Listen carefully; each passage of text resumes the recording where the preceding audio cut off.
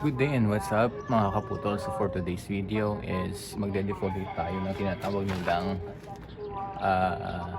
inyam, arsip, or binayuyo, or tinatawag nilang Antedesma gaysemberia. Actually napaka-rare na to sa mga nagha-hunt or sa mga nagtitinda ng mga materials. Napakadalang ko lang makita na naka for sale ito. So kung may nakikita kayong mga ganito sa inyong lugar is pwede siyang gawing bonsai. So ito-defoliate natin siya totally and then maglalatag tayo ng konting branches. Let's go! Bali na to May 2019, then nakuha ko siya December 2023 ng ganyan hanggang January 2024, tapos ng 2024 ng Feb sinubukan ko na siyang ilatag yung mga unang branches niya. Ayan, so after a few minutes na prune na din natin siya, so ganyan yung kanyang itsura.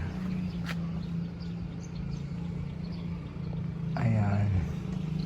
So the only reason why kung bakit natin siya pinuprune is para sa ramification at pagpapalit na rin ng dahon. Ayan.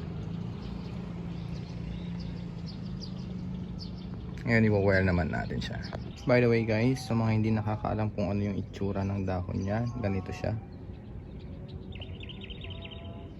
Yan, ganyan.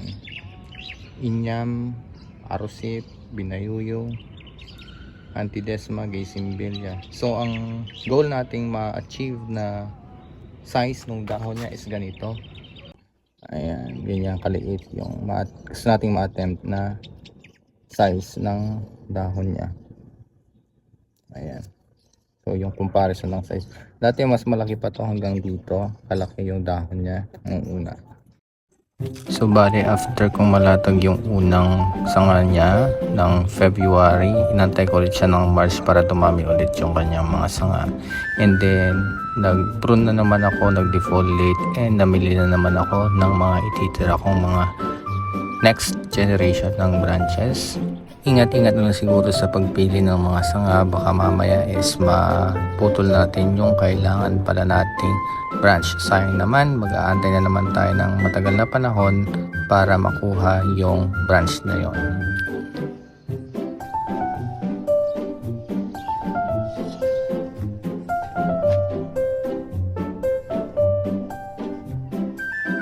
So yan, natapos na rin ang paglalatag natin ng mga sanga, pag-wire, pag-defoliate at pagbabawas ng mga sanga.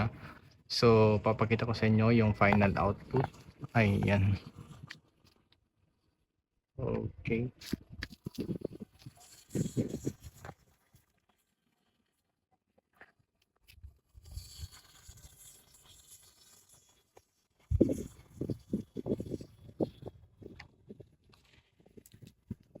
And sariling sikap lang yan guys, sariling wiring. Nanood lang sa YouTube and ayun, common sense na lang din. Actually 5 years na tong material na ito, mula 2019, May 2019 hanggang 2024. Ayan.